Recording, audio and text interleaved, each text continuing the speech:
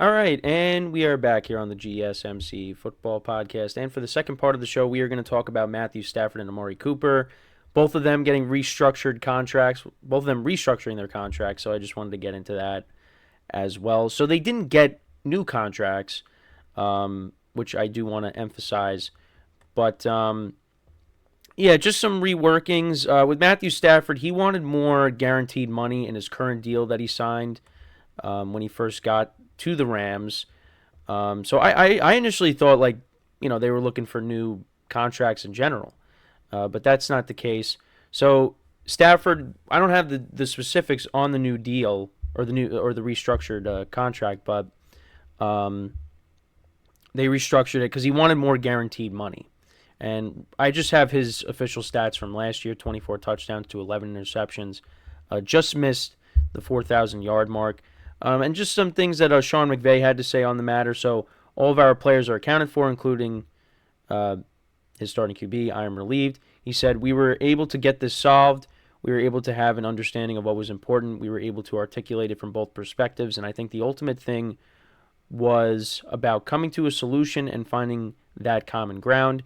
We were able to do that, and that was the goal. I do want to be careful in getting into too many of the particulars. What I'm grateful of is that we were able to solve whatever that issue was, and now here we are. And I'm excited to be able to talk about football and moving forward. So Stafford's current deal, so yeah, it was a 4-year, $160 million deal, and that ran through the 2026 season. So like I said, he wanted more guaranteed money to the contract.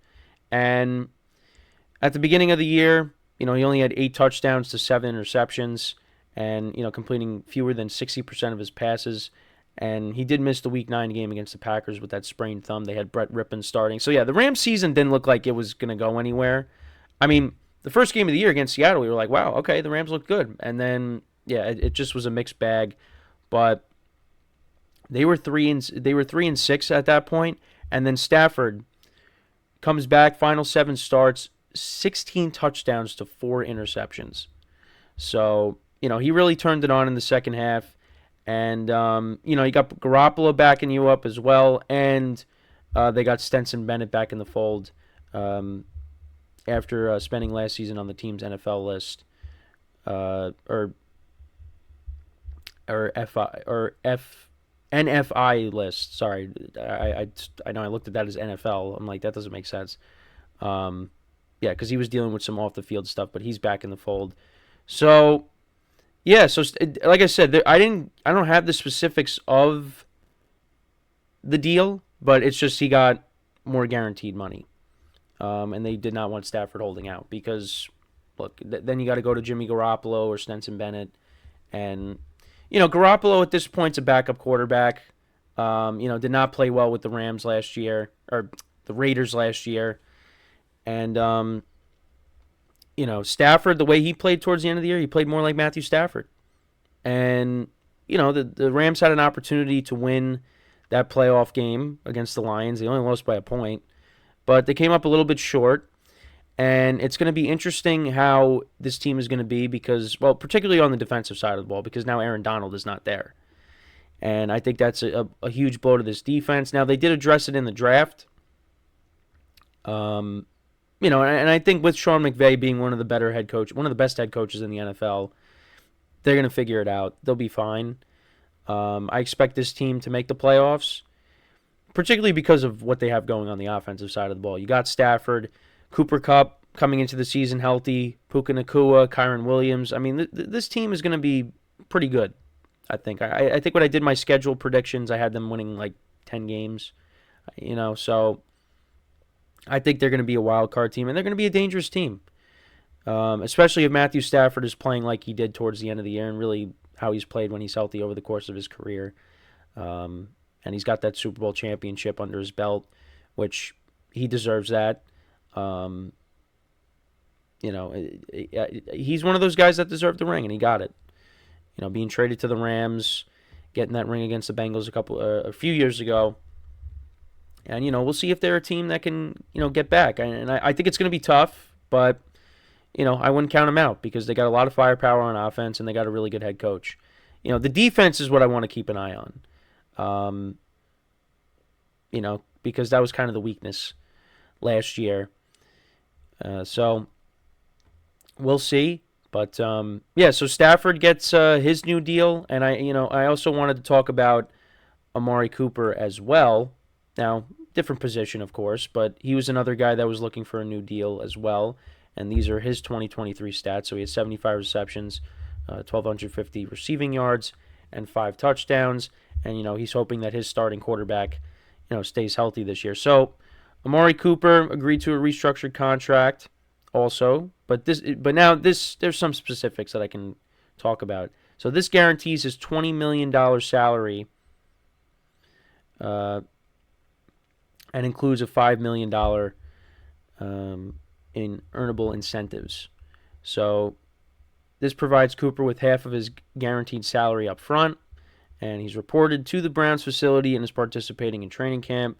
The agreement prevents a potential holdout, which again, similar to Stafford, which was a concern after Cooper sat out mandatory minicamp in June, and he's entering the final year of a 5-year, $100 million contract, which he signed with the Dallas Cowboys. And the Cowboys traded him to the Browns in 2022 due to salary cap constraints in exchange for a day 3 pick and a 6th-round pick swap. And now, in 2 seasons with the Browns, this is just from last year, so he caught 150 passes and 2,410 receiving yards and 14 touchdowns, again, over the 2 seasons with the Browns. And his annual salary of $20 million ranks outside the top 20 among receivers, leading to his request for more money. And now he's 30 years old, so he's on the plus side. He's getting to the plus side of 30, but still a productive receiver. And he's kind of hoping for stability at the quarterback position. When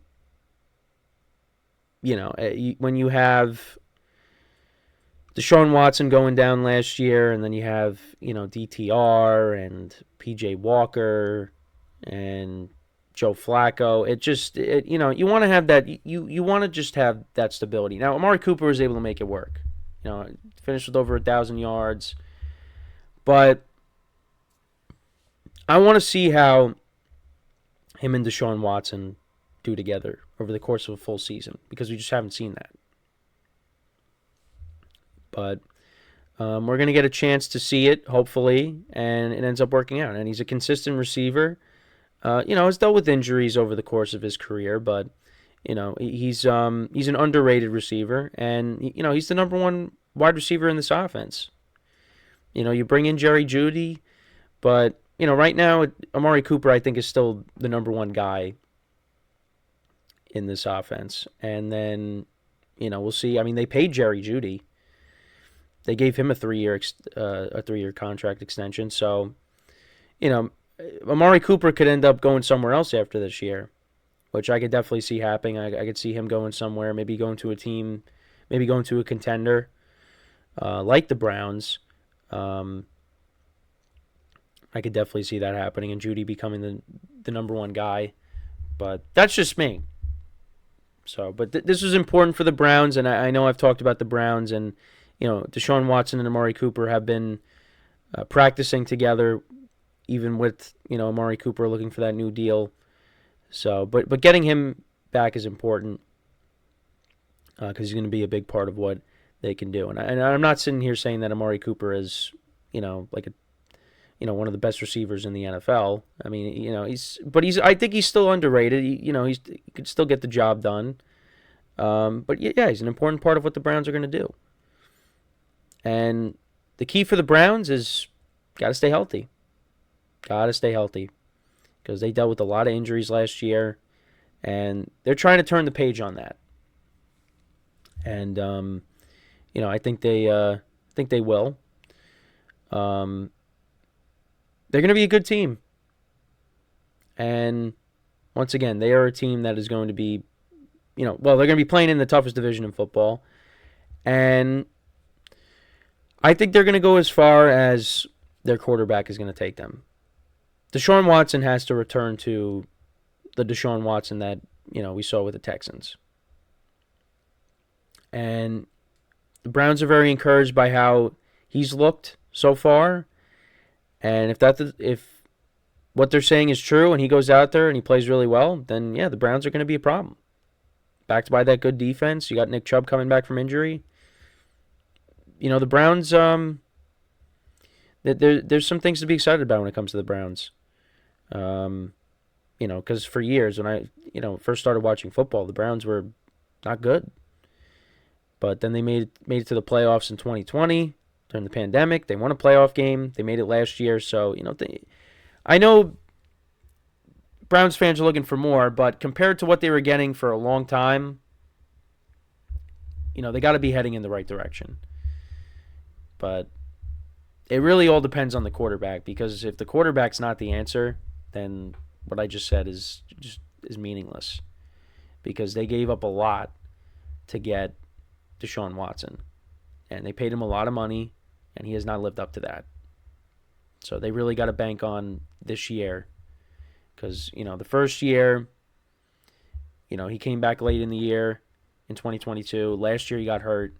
All right, you got to stay healthy this year, play a full season, and let's see what you can do.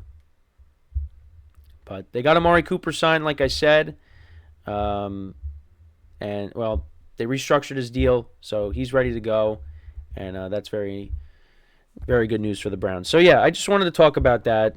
Two guys that got their contracts restructured. Let me know what you guys think, though. How do you think Matthew Stafford and Amari Cooper will perform this year? Like I said, I think the Rams are going to be a playoff team. I think Stafford will, continue to play well. He's got a good receiving core, and of course you got the young running back Kyron Williams, who played well last year. So I mean, the Rams, I think, are going to be good.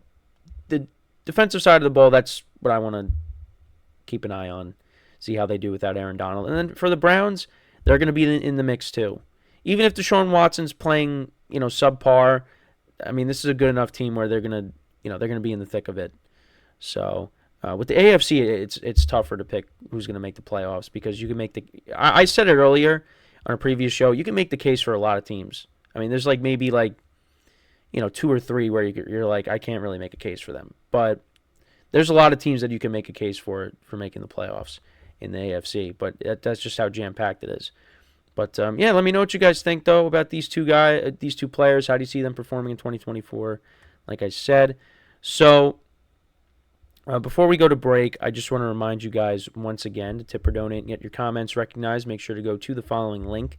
That is GSMCPodcast.net. Really helps the show, makes the show more interactive between myself, the host, and you guys, the viewers. Again, that is GSMCPodcast.net.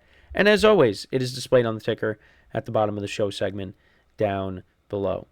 So when we come back from our second break of the show, we will talk about the AFC West, the final quarterback rankings that I'll be doing. So we'll get into that when we return from our second break of the show. So with that being said, stick around, and we'll be right back here on the GSMC Football Podcast.